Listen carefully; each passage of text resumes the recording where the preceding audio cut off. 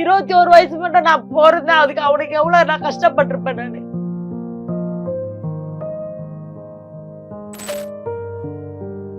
நிறைய வேலை செய்யணும், நான் நல்லா பெரிய ஆள் ஆகணும் அப்படின்னு தான் அவனுக்கு எண்ணமே. இதுக்குள்ள குழந்தை இது மாதிரி பண்ணிட்டானுங்க. ஆனா காட்டவே இல்ல புள்ளிய இட்டுன்னு போனதுதான். நாங்க பணத்தை தான் பார்த்தோம். 11 காயம் இருக்குது அவன் உடம்புல. 11 காயம். 11 காயம். யூரின் போன இடத்துல சூடு வச்சுக்கிறாங்க. கண்ணெல்லாம் கலைக்கு இருக்கிறானுங்க. அவன் பாடி வர சொல்ல எப்படி கண்ணு அப்படியே இந்த மாதிரி கேஸை வாபஸ் பண்ண சொல்லு, நான் பாப்பாவுக்கு மாசம் கொஞ்சம் காசு தரேன், கேஸை வாபஸ் பண்ண. நாங்க ஒத்துக்கல. ஏன் நீங்க ஒத்துக்க மாட்டேன்றீங்க? அது என்ன காரணம்? ஏன் சார் எனக்கு புள்ளியா போயிடுச்சு இந்த பணம் என்ன சார்? எனக்கு போலீஸுக்கு மட்டும் தான் உதவி செய்வாங்களா? ஒரு பொது மனுஷனுக்கு உதவி செய்ய யாரும் கிடையாதா? அவங்க பிள்ளைகளை ஒரு 10 மாசம் பெத்து எடுக்கிறதுக்கு எவ்வளவு கஷ்டப்படுறோம். மொபைல் வாங்கிட்டாரு, மிரட்டி வாங்கினா ஒரு யாரு காலை இது ஒரு லவ் பண்ற பசங்க கிட்ட 2 பேர்ட்ட அவ்வளவுதான். இப்போ ஒரு மொபைல் காணாம போச்சு, மொபைல் இது பண்ணாரு அப்படின்னா அதற்கான கேஸ் போட்டு அதுதான் நான் அப்ப அன்னைக்கு கூட அவர்கிட்ட சொன்னேன், சார் மொபைல் தானே சார், எவ்வளவு ஆனாலும் சரி சார், நான் எங்க நான் கஷ்டப்படுறேன், நான் வேலை செய்யற வீட்டுல கூட உங்களுக்கு கடை எனக்கு, நான் நல்லா பம்பு, நான் எதனா பண்ணா நான் குத்திடுவேன் அப்படி இப்படின்னு இருந்தாலும் ரொம்ப ரூடா பேச ஆரம்பிச்சிட்டேன்.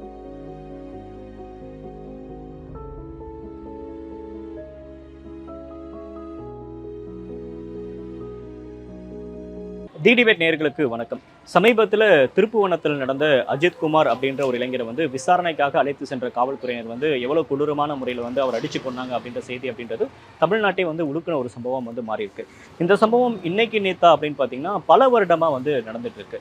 2012 நித்யராஜ் அப்படின்ற ஒரு இளைஞரை விசாரணைக்காக அழைத்து சென்ற காவல்துறையினர் அவர் அடிச்சே கொண்டிருக்காங்க. ஸோ இந்த ஒரு சம்பவம் அப்படின்றது அப்போவே தமிழ்நாட்டில் ஒரு பெரிய சம்பவமாக பேசப்பட்டுச்சு. ஆனால் தன்னுடைய பையனுக்கு நீதி கிடைக்கணும் அப்படின்னு சொல்லிட்டு 12 வருடங்களாக அவங்க தாயார் நீதிமன்ற வாசலுக்கு போயிட்டு தன் பையனுக்கு நீதி கிடைச்சணும் அப்படின்னு சொல்லிட்டு போராடிட்டு இருக்கிறாங்க. ஸோ இன்னைக்கு அவங்க தாயாரை சந்திச்சு அந்த சம்பவம் எப்படி நடந்துச்சு, எதற்காக தன்னுடைய பையனை அழைச்சிட்டு போனாங்க அப்படின்னு பல சம்பவங்களை நம்ம கேட்டு தெரிஞ்சுக்க போகிறோம். வாங்க வீடியோக்குள்ள போகலாம். அம்மா வணக்கங்கம்மா. வணக்கம். நீங்க எத்தனை வருஷமா சென்னையில வசிக்கிறீங்க? நித்யராஜ் உங்களுக்கு எத்தனாவது பையன்? நான் பிறந்து வளர்ந்த ஊர் இதுதான் சார். கல்யாணம் கட்டி கொடுத்தது மயிலாப்பூர். அங்கேருந்து நாங்கள் இவன் பிறந்தவொடனே இவங்க அப்பா கொஞ்சம் குடி நிறைய இருந்துச்சுட்டு நாங்கள் ஐநாவத்துக்கு வந்துட்டோம். அவங்க அம்மாவே வேற வீடு வச்சு அனுப்பிட்டாங்க. என் பையன் நித்யராஜ் முதல் பையன் எனக்கு. ஓகே. உங்களுக்கு ஒரு பையன் ஒரு பொண்ணு. அவனை ரொம்ப நாங்கள் கனவோட வளர்த்தோம். அவன் ரொம்ப எல்லாத்துக்கும் அவன் முதல்ல இது பண்ணுவான். எதா இருந்தாலும் முதலாலாம் அவன் தான் இருப்பான். எந்த ஆபத்து வந்தாலும் சரி, எது இருந்தாலும் சரி, அவன் தான் முதல்ல இருப்பான். அவர் எப்படி படிக்கிறதெல்லாம் நல்லா படிப்பான். அவனுக்கு மேக்ஸ் வண்டி தான் வராது, மற்ற சப்ஜெக்ட்ல நல்லா படிப்பான். இந்த 10th எக்ஸாம் அந்த 10th மேக்ஸ் தான் போயிடுச்சு. அப்போ கூட நாங்கள் எழுத வச்சோம். அவங்க அப்பா இட்டு எழுத வச்சாரு. அது என்ன ஆச்சு ஏதாச்சும் தெரியல எனக்கு. அவங்க அப்பா தான் இட்டு அவங்க அப்பா முதல்ல ஆட்டோ ஓட்டியிருந்தாரு. ஆட்டோ ஓட்டின்னு சொல்ல நான் அவர் தான் இட்டு போவார். சேத்பட்டு ஸ்கூல்ல தான் படித்தான் அவன். அங்கே இங்கே மயனாவரம் ஸ்கூல்ல அவன் 6வது மட்டும் படித்தான். சேத்பட்டில் 10வது மட்டும் படித்தான். படிக்க வச்சிங்க? ஆனால் நல்லா படித்தான் சார். அந்த மேக்ஸ் எழுதலன்னு சொல்லி தான் அவன் ஃபெயில் ஆயிட்டேன்னு சொல்லி தான் நின்றுட்டான் அவன். மற்றபடி எல்லா சப்ஜெக்டும் எல்லாம் நல்லா படிப்பான் அவன். படிக்கிறதெல்லாம் வின் அவன். அவர் என்ன ஆகணும்னு ஆசைப்பட்டாரு நித்யராஜ்? அவன் எப்பவுமோ நான் போலீஸ் ஆகணும், இது மாதிரி நான் பண்ணணும் ஏதோ சொல்லுவான். ஆனாலும் அவனுடைய இஷ்டம் நீ அதெல்லாம் பண்ணக்கூடாது, நாங்கள் படிக்கிறதுக்கு தான் நீ படிக்கணும்ட்டு நல்லா படிச்சுன்னு தான் அந்த 10வது ஃபெயில் ஆனானே அதுலேயே அவனுக்கு வாழ்க்கை மாறி. எப்போ அந்த ஃப்ரெண்ட்ஸ் ஆஃப் போலீஸ் அப்படின்ற இடத்துக்குள்ள போறாரு?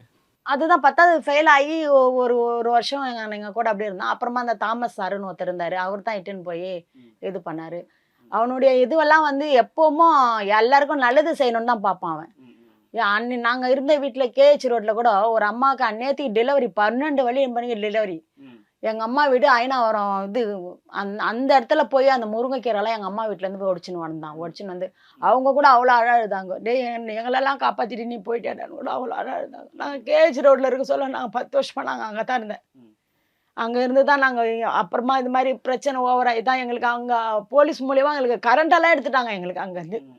இல்ல அவர் ஃப்ரெண்ட்ஸ் ஆஃப் போலீஸ்ல தான் போய் அங்க அதுல எத்தனை வருஷமா வேலை பார்த்தாரு? 5 வருஷமா இருந்தான் சார். அதுலயே 5 அதாங்க அவரு அவார்டெல்லாம் கொடுத்துருக்காரு. முதல்ல ஃப்ரெண்ட்ஸ் ஆஃப் போலீஸா இதா இருந்தான். F4 ஏதோ இதான். 2வது அவார்டு அப்படியே தூக்கி காமிங்க. முதல் இதுல ஃப்ரெண்ட்ஸ் ஆஃப் போலீஸா இருந்தான். அப்புறம் கொஞ்ச நாள் பொறுத்து அவார்டு கொடுத்த ஏதோ ஒரு பெரம்பூர்ல போய் அவார்டெல்லாம் வாங்கினான். அவார்டு வாங்கி அவார்டு கொடுத்த இதுதான் ஓகே, இதுதான் உங்க பையனா நித்யராஜ்? அவர் வந்து அப்ப போலீஸோட எல்லாத்தோட நல்லா தொடர்புல தான் இருந்தாரு. நல்லா தொடர்புல தான் இருந்தா சார். அது என்ன ஆச்சு ஏதாச்சு எங்களுக்கே இன்னும் ஒண்ணுமே தெரியல. நான் வந்து டிஃபன் கடை 100 ஓட்டலான்னு டிஃபன் கடை ரெங்கநாடு ஸ்கூல் போடுவோம். நானும் எங்கள் வீட்டுக்காரன். எங்கள் வீட்டுக்காருக்கு ஆட்டோ ஓட்டிட்டு இருந்தாரு. அவர் வருமானம் சரியில்லைன்ட்டு நாகராஜன் அந்த இன்ஸ்பெக்டர் நாகலிங்கம் இந்த இன்ஸ்பெக்டர் ஒருத்தருமா, அவங்க நல்லவங்க. கனகராஜ் இன்ஸ்பெக்டர் நல்லவர். அவர்கிட்ட கேட்டு நாங்கள் அதெல்லாம் கேட்டு தான் அந்த இடத்துலயே வியாபாரம் பண்ணோம். நாங்கள் ஆரம்பித்தோம். ஒரு நைட்டு கடை மாதிரி போட்டு நைட்டு கடை மாதிரி போயிட்டு நாங்கள் அங்கே தோசை இட்லி இந்த கறி குழம்பு இதெல்லாம் போட்டு போடுவோம். அவர் கனகராஜ் இன்ஸ்பெக்டர் நல்லா ஹெல்ப் பண்ணார். அந்த நாகம்மா வந்து இன்ஸ்பெக்டர் வந்து அவங்க தான் நைட்டில் வந்து என் பையனை இட்டுன்னு போவாங்க. கீழே நின்று ஃபோன் பண்ணுவாங்க.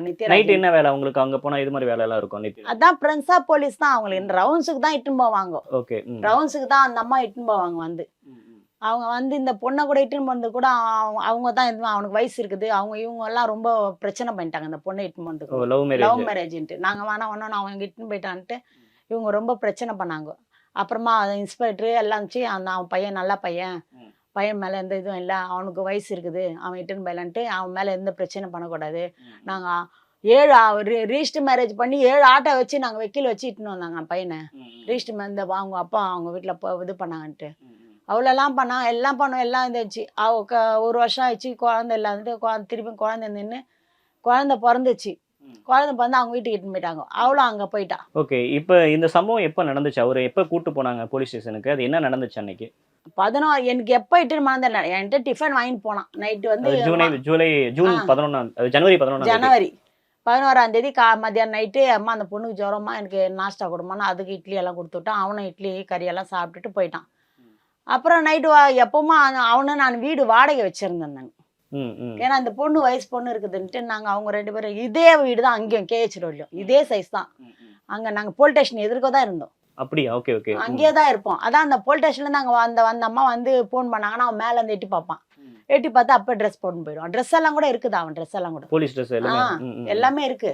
நான் எல்லாம் உள்ள வச்சுக்கிறேன். அதெல்லாம் எல்லாம் ட்ரெஸ் இருக்கு. 2 அவார்டு வாங்கினா அந்த எஃப்ஆர் அந்த பேட்ஜிங்கு எல்லாமே நான் வச்சுன்னு இருக்கிறேன். அன்னைக்கு வந்து வந்தோடனே அவங்க கூப்பிட்டாங்களா? அவங்க கூப்பிட்டாங்களா என்னன்னு தெரியாது சார். அதெல்லாம் நாங்கள் அவன் வந்து அம்மா நம்ம டியூட்டிக்கு போகிறோம்மா அப்படின்னு சொன்னான். நான் 6 மணிக்கு போயிடுவோம்மா வந்துட்டு என்கிட்ட நாஸ்டாக்கு சொல்லிட்டு போனான். சரி அவன் எப்போ இருந்தாலும் 3 மணிக்கு வந்துடுவான். எங்கள் வீட்டில் தான் அங்கே கேஹெச் ரோட்டில் தான் படுப்பான். குழந்தை வரவே இல்லை. என்னடா குழந்தை வரலன்னு சொல்லிட்டு நானும் எல்லாம் விட்டுட்டு எங்கள் வீட்டுக்காரு காலமரமான மார்க்கெட்டுக்கு போயிட்டு அரிசி எல்லாம் ஊற வச்சுருவார். அதே மாதிரி அந்த இதில் நாங்கள் எல்லாம் ஊற வச்சுட்டு இன்னும் அந்த பையன் வரலன்னா அப்புறமா அவங்க ஒய்ஃபை ஃபோன் பண்ணுறா. இது மாதிரி அவரை காணோம். நைட்லேருந்து ஃபோன் பண்ணினே இருந்தேன், எடுக்கவே இல்லை. சுவிட்ச் ஆஃப் கொஞ்ச நேரம் ஃபோன் ரிங் ஆகிடுச்சு, கொஞ்ச நேரம் சுவிட்ச் ஆஃப் ஆயிடுச்சுன்னு. அப்புறம் என் பொண்ணு காலேஜுக்கு போக சொல்ல எங்கள் பவித்ரா, என் பொண்ணு பேர் பவித்ரா, அவள் காலேஜுக்கு போக சொல்ல ஃபோன் பண்ணாங்க. இது மாதிரி அவர் வரவே இல்லை நைட்லேருந்து. ஓகே, அவங்க ஒய்ஃபு. ஆமாம். அப்புறம் நான் எங்ககிட்ட வந்தால் வருவான் போவான். நைட்டில் மட்டும் படுக்கிறதுக்கு போயிருப்பான். அதனால் வருவான் போவான். நாங்கள் அதே மாதிரி சரி இன்னைக்கு குழந்தை லேட்டாக வந்து தூங்கிட்டானோ வாங்க போயின்ட்டு விட்டோம். அப்புறம் அவள் காலேஜுக்கு போக சொல்ல எங்கள் பொண்ணுக்கு ஃபோன் பண்ணுறான். இது மாதிரி அவர் வரவே இல்லை நைட்லேருந்து. நித்யராஜ் வரல. நித்யராஜ்னா அப்புறம் நாங்களும் எல்லா இடத்துலையும் தேடினவங்கன்னு எல்லாம் பண்ணோம். அப்புறமா ஒரு பையன் அவன் கூட பிரின்ஸா போலீஸாக இருந்த பையன், அவன் பேர் ராஜா. அந்த பையன் எங்கே இருக்கிறானே தெரியாதானா. அவன் சொன்னான், பாப்பா இது மாதிரி ராஜா வந்து ஐசிஎஃப் போலீஸ்லேருந்து இட்டுன்னு போயிட்டாங்கப்பா, ராமலிங்கன்றவர், அவர் தான் இட்டுன்னு போனார். சரி நாங்கள் அங்கெல்லாம் போனோம்ப்பா. அங்கெல்லாம் போய் நான் இங்கே இட்டுன்னு போய்க்கிறோம், அங்கே இட்டுன்னு போய் எனக்கு வரைக்கும் இட்டுன்னு போயிடும் இப்படி இப்படின்னு சொல்லிக்கினே இருந்தாங்க. ஆனால் காட்டவே இல்லைப்பா புள்ளிய. இட்டுன்னு போனது தான் நாங்கள் பணத்தை தான் பார்த்தோம். இட்டுன்னு போயிட்டு நாங்கள் அந்த அவர்கிட்ட கூட நான் காலில் கூட விழுந்தேன். நான் சார் என் பிள்ளை எந்த தப்பு செய்தா கூட என்னை மன்னிச்சிரு சார், என்ன வேணாலும் நான் செய்கிறேன், நான் வீட்டு வேலை தான் செய்கிறேன், அவரும் டிஃபன் கடை தான் போகிறாரு, நீங்கள் எவ்வளோ கேட்குறேன்னு சொன்னான். நான் நல்ல பாம்பு, நான் எதனா பண்ணால் நான் குத்திடுவேன் அப்படி இப்படின்னு இருந்தாலும் ரொம்ப ரூடாக பேச ஆரம்பிச்சிட்டாரு. சரி நாங்களும் வந்துட்டு அப்புறமா எங்களுக்கு வந்து ராயப்பேட்டாவில் வந்து ஒரு டிரைவர் மூலிமா எங்களுக்கு கார் டிரைவர் மூலிமா அவரு சொன்னார், உங்கள் பையனை இதுலேருந்து இட்டுன்னு வந்துக்கிறாங்க.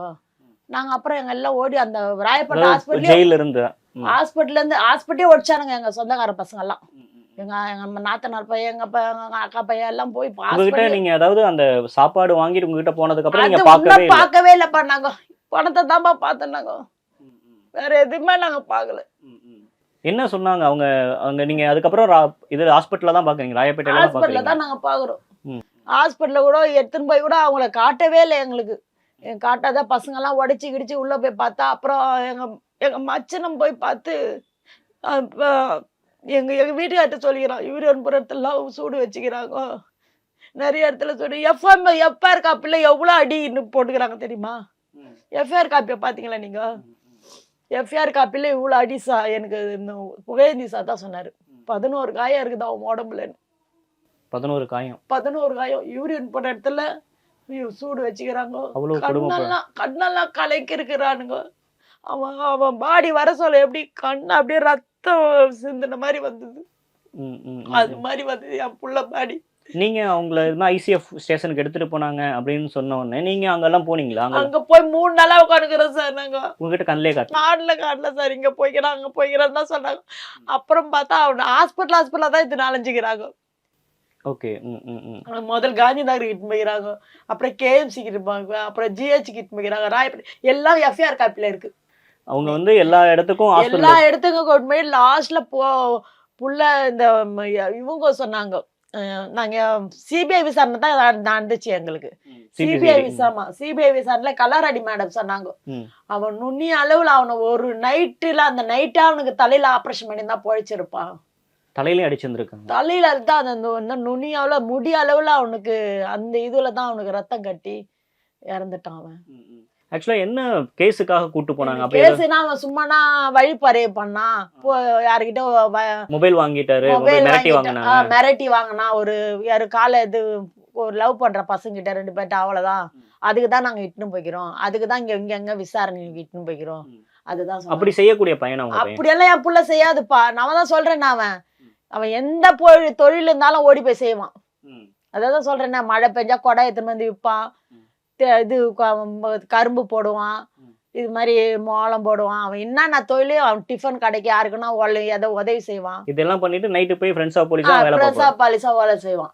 அது மாதிரிதான் அவனுடைய இது. அவன் வீட்லயே ரொம்ப இருக்க மாட்டான். அவன் போய் எங்கன்னா வேலை செஞ்சுதான் இருக்கணும். அவனுக்கு நிறைய வேலை செய்யணும், நான் நல்லா பெரிய ஆள் ஆகணும் அப்படின்னு தான் அவனுக்கு எண்ணமே. இதுக்குள்ள குழந்தை இது மாதிரி பண்ணிட்டானுங்க. 13 வருஷமா ஆச்சு. இப்போ அவன் இறந்து இன்னுமே கேஸ் முடியல. அந்த போலீஸுங்க கேஸை எடுக்க மாட்டேன்றாங்க. எப்போ போனாலும் இது பண்றாங்க, தள்ளி வச்சிட்டாங்கன்றாங்க.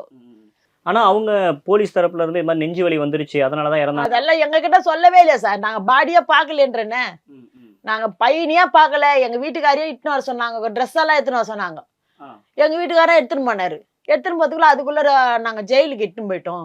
வானா ட்ரெஸ் எல்லாம் நீங்க கொடுங்க, நாங்க அங்க கொடுத்துக்கிறோம். அங்கேயும் அதே வாங்கிட்டாங்க. இப்போ ஒரு மொபைல் காணாம போச்சு, மொபைல் இது பண்ணாரு அப்படின்னா அதற்கான கேஸ் போட்டு அதுதான் நான் அப்ப அன்னைக்கு கூட அவர்கிட்ட சொன்னேன், சார் மொபைல் தானே சார், எவ்வளவு ஆனாலும் சரி சார், நான் கஷ்டப்படுறேன், நான் வேலை செய்யற வீட்டுல கூட உங்களுக்கு கடை எனக்கு நான் 5000 கையில வச்சிருந்தேன் சார். அப்ப கூட அவ்வளவுதான், மொபைல் அவ்வளவுதான் 20,000 இருக்கு. அவ்வளவு அப்பனா என்ன சார், அந்த டச் மொபைல் அப்பெல்லாம் எவ்வளவு ஆச்சு? கம்மிதான். அப்ப அந்த டச் மொபைல் கூட கிடையாது. அப்பெல்லாம் நம்ம இந்த டச் இந்த போன் தானே, நம்பர் போன் தானே. இப்ப அவர் ஒரு இடத்துல போலீஸ் ஸ்டேஷன்ல வேலை பார்த்தாருல, ஃப்ரெண்ட்ஸ் ஆஃப் போலீஸா, அவங்க கிட்ட நீங்க இந்த விஷயங்கள் சொன்னீங்களா? அவங்க என்ன சொன்னாங்க?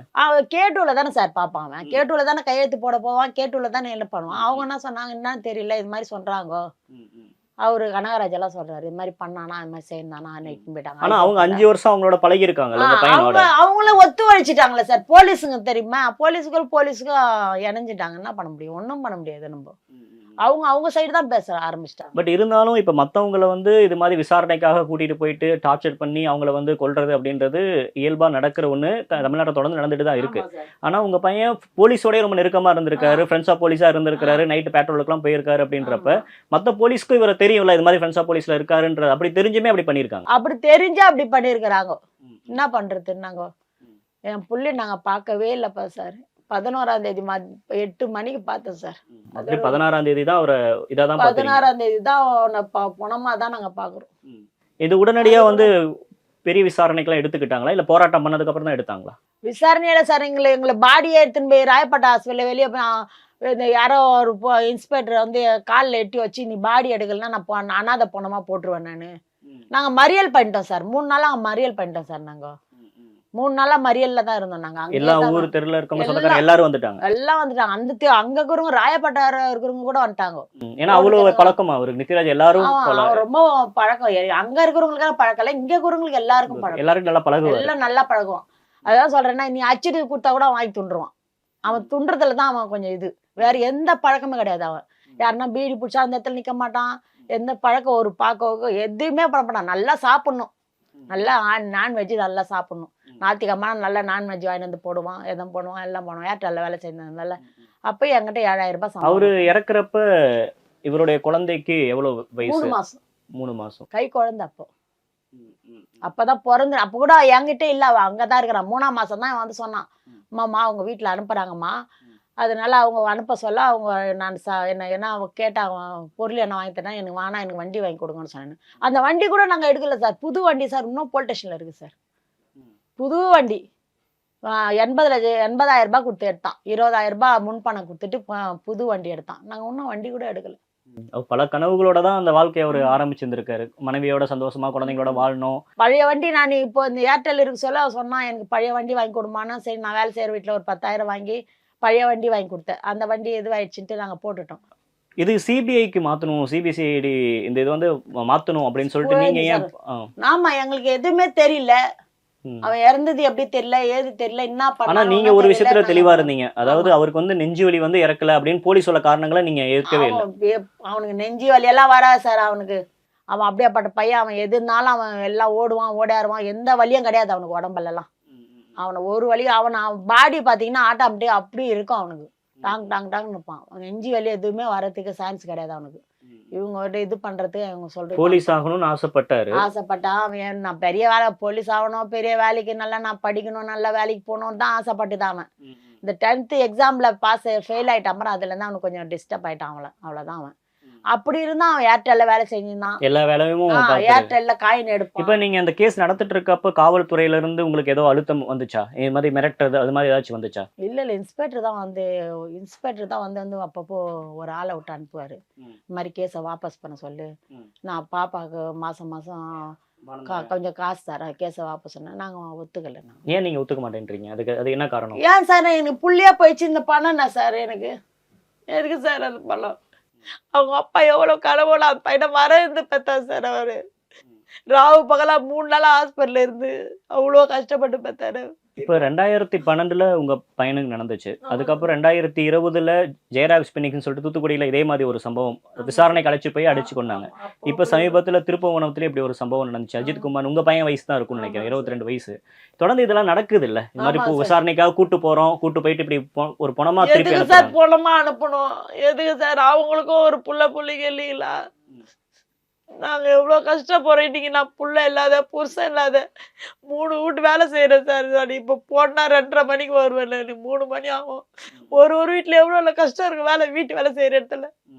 உங்க பையன் இருந்திருந்தாங்கன்னா உங்களை என்ன அவன் வேலைக்கே அனுப்பியிருக்க மாட்டான் சார். அவன் அப்பவே நான் கொஞ்சம் ஏதோ கை உடஞ்சிட்டுச்சுமா, நீ வேலைக்கெல்லாம் போவாதே, நீ வீட்டுல இரு, நான் பாத்துக்கிறேன் எல்லாம். அவன் எல்லாம் வாங்கிட்டு வந்து போடுவான் சார். எதுனாலும் சாப்பாட்டுக்கெல்லாம் வாங்கிட்டு வந்து கொடுப்பான், எல்லாம் பண்ணுவான். ஏர்டெல்ல வேலை செய்ய சொல்லி எனக்கு மாசம் 7000 ரூபாய் கொடுப்பான் அவன். அந்த குழந்தைய கூட அந்த ஒரு குழந்தை வளர்றதெல்லாம் பார்த்திருக்க மாட்டார். அவன் பொண்ணுன்னு சொல்லிதான் ரொம்ப கனவோட இருந்தான் சார். என் பொண்ணு பிறக்கணும், நான் பொண்ணு நல்லா படிக்க வைக்கணும் அப்படின்னு எல்லாம் கனவு காணான். அவரு இந்த மாதிரி ஏர்டெல்ல வேலை பார்த்தாரு, எல்லா வேலையும் பார்த்தாருன்னு சொன்னீங்கல்ல. ஆனா இந்த ஃப்ரெண்ட்ஸ் ஆஃப் போலீஸ்ல போய் வேலை பார்க்குறேன் அப்படின்னு சொன்னப்ப நீங்க எதுவும் தடுக்கலையா அதை? நான் என்ன சார், அப்பெல்லாம் எனக்கு ஒண்ணுமே தெரியல சார். எனக்கு ஒரு 2-3 மாசமா எனக்கு என்னவோ கடலைப்படையாப்பா, ஏன்பா அந்த வேலைக்கு போற? நீங்க சொன்னீங்க உங்களுக்கு ஒரு மனசுல ஏதோ பட்டிருக்கு. எனக்கு என்னப்பா வருமானம் எதுவும் கிடையாது அதுல. ஃப்ரெண்ட்ஸா போடல, என்ன வருமானம் கிடையாது. ஓன் இன்ட்ரெஸ்ட்ல ஏதோ சாப்பிட்றதுக்கு, ஏதோ செலவுக்கு கிலோவுக்கு ஏதோ காசு தருவாங்களாம் நைட்ல, அவ்வளவுதான். வேற எதுவும் கிடையாது. அவர் விருப்பப்பட்டதா? அதுக்கு விருப்பப்பட்டுதான். அதுதான் அந்த அவர் இப்ப தாமஸ் சார் தான் சேர்த்து விட்டாரு. அவர் தான் சேர்த்து விட்டாரு. அந்த காசை கூட எனக்கு எப்பனா அந்த சாப்பாட்டுக்கு என்ன செய்வான், அவ்வளவுதான். வேற எதுவும் செய்ய மாட்டான். இப்ப இத்தனை வருடமா கிட்டத்தட்ட ஒரு 12 வருஷமா இன்னும் நித்யராஜுக்கு வந்து ஒரு நீதி கிடைக்கணும். நீதியே கிடைக்க மாட்டேங்குது சார் எங்களுக்கு. நானும் எவ்வளவு கோர்ட்டு நாளே இருந்துக்கிறேன். எங்க வீட்டுக்காரரு 2020 இறந்துட்டாரு. அவரு இருக்க சொல்ல அவரு ஓடினாரு. இப்ப எனக்கு யாருமே கிடையாது. நீங்க தான் நான் ஒண்டிதான். இப்ப கேஸ்ன்னு சொன்னா நான் அதை குழந்தைட்டு நான் தான் ஓடுறேன். ஆனா ஏன் எப்படியாச்சும் உங்க பையனுக்கு நீதி வாங்கி கொடுத்துடணும் அப்படின்ற அந்த வைராக்கியம், அந்த ஒரு இது நாங்க போராட்டம். வைராகியமா தான் இருக்கிறோம் சார். நாங்க போன உடனே அவங்க கேஸை தள்ளி போட்டேன்றாங்க. ம், ம். நாங்க எங்க போனோம், ஸ்டாலின் ஐயா கிட்ட கூட நாங்க முதலமைச்சரை பாக்கிறதுக்கு இத்தனை மனு கொடுத்துக்கிறோம் பாருங்க. நாங்க இந்த கேஸ் சீக்கிரம் ஆமா, முடிங்க அந்த அப்படின்னு. கேஸ் முடியறதுக்கு நான் நிறைய மனு கொடுத்துருக்கிறேன். எதுவும் ஆகுது நடவடிக்கை எதுவுமே எதுவுமே இல்ல. அதை பத்தியே ஒண்ணுமே பேச மாட்டேன்றாங்க. கலெக்டர் மூலியமா கலெக்டர் கிட்ட கூட நாங்க மனு கொடுத்தோம். கலெக்டர் ஆபீஸ்ல திங்கக்கிழமை மனு, ம். அங்கேயும் கூட மனு கொடுத்தோம். அங்கேயும் எடுக்கல. அங்க நான் 5 லட்சத்துக்கு தான் கலெக்டர் அம்மா இந்த பொண்ணு பேர்ல வச்சுட்டு என்ன கார்டியனா போட்டாங்க, அவ்வளவுதான்.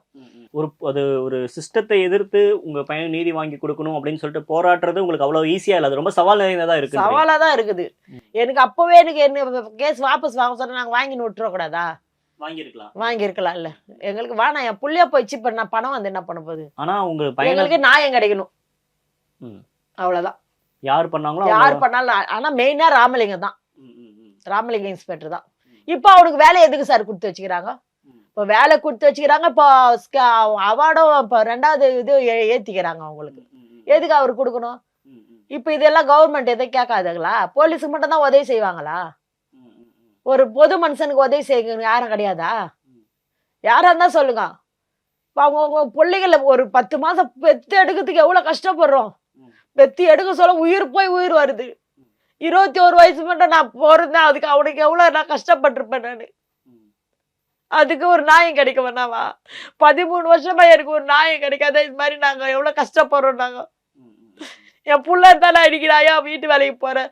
அந்த குழந்தை எதுக்கு சார் அது இப்படி ஓடணும்? அது ஒரு இடத்துல அவங்க அப்பா ஃபாதர் டே வந்ததுக்கு அவங்க அப்பா இது மிஸ்ஸிங் அப்பா அப்படின்னு சொல்லி போட்டுக்குது. எனக்கு கூட தெரியாது. அவன் என் பொண்ணு சொல்லுது, அதை பார்த்துட்டு எனக்கு அழ வந்துச்சுமான்னு. அந்த குழந்தை 3 மாசம் குழந்தை விடலாம். அப்ப நான் பார்த்தது கிடையாது. அது 1 வயசுல அவ்வளவு சீரியஸ் ஆயிடுச்சு. அது நாங்க எவ்வளவு கஷ்டப்பட்டுக்கிறது. அந்த நித்யராஜ் அவர் இறந்தப்ப கட்சிக்காரங்க எல்லாம் யாரும் இந்த கேஸ நடத்துறோம், இதை உங்களுக்கு கூட நிப்போம் அப்படின்னு யாரும் சொன்னாங்க? அந்த கம்யூனிஸ்ட் கட்சி தான் எங்களை சென்ட்ரல்ல கூட உட்கார வச்சு எல்லா மீட்டிங் எல்லாம் போட்டாங்க. அவங்க கூட ஒண்ணுமே செல்ல. அதுக்கப்புறம் எதுவும் பண்ணல, எதுவுமே தரல. வேலை வாங்கி தரேன், கவர்மெண்ட் வேலை வாங்கி தரேன் அந்த பொண்ணுக்கும் சொன்னாங்க. எங்களுக்கும் என்ன பணம் உதவி சார், எதுவுமே பண்ணல. இல்ல இது மாதிரி ஏதாச்சும் பாதிப்புக்குள்ளாகிற குடும்பத்துக்கு எல்லா அரசியல் கட்சிகளும் நேரா போறாங்க. உங்களுக்கு நான் கடைசி வரைக்கும் எங்களுக்கு வரவே இல்லை சார், ஒத்துருக்கூடா. எங்களுக்கு வரவே இல்லை. கம்யூனிஸ்ட் கட்சி தான் வந்தது. கேட்டாங்க சென்ட்ரல்ல போய் எங்களுக்கு போராடல. இந்த மாதிரி இதில் வச்சு கேட்டாங்க, அதோட அவ்வளவுதான். இது மட்டும் எனக்கு யாரும் வரல. எங்களுக்கு யாரும் ஒரு 10 ரூபாய் செலவு கூட பண்ணல. யாரும் உதவியே பண்ணல. எங்களுக்கு எல்லாம் பண்ணது எனக்கு புகழேந்தி சார் தான், அட்வொகேட் தான். எனக்கு வீட்லயோ நீங்க ஒரு காசு கொடுக்காது. ஆனா சார் எங்களுக்கு இன்னும் ஒரு 10 ரூபாய் கூட வாங்கல சார் அவர் எங்களுக்காக. நான் போனேன்னா என்ன வாங்கி கொடுப்பாரு, எங்க பொண்ணுக்கு பேத்திக்கு என்ன கொடுப்பாரு. கொரோனால கூட எனக்கு கூப்பிட்டு 3000 ரூபாய் கொடுத்தாரு, சாப்பாட்டுக்கு வச்சுக்கோ, ரொம்ப கஷ்டமா அது, வீட்டு வேலை எல்லாம் ரொம்ப இருக்காதுன்னு. எல்லாம் செஞ்சதெல்லாம் அவர் தான் சார். எனக்கு நித்யராஜுக்கு எப்படியாச்சும் பேர் வைக்க, நல்ல நீதி கிடைக்கணும் அப்படின்றதுதான் உங்களுடைய இதா இருக்கு. நிறைய விஷயங்கள் பகிர்ந்துக்கிட்டீங்கம்மா. உங்களுடைய வழிகளையும் சொன்னீங்க. இந்த பேட்டி மூலமாவாச்சும் உங்களுக்கான ஒரு நீதி கிடைக்குதா அப்படின்றத பார்ப்போம். நன்றி, வணக்கம்.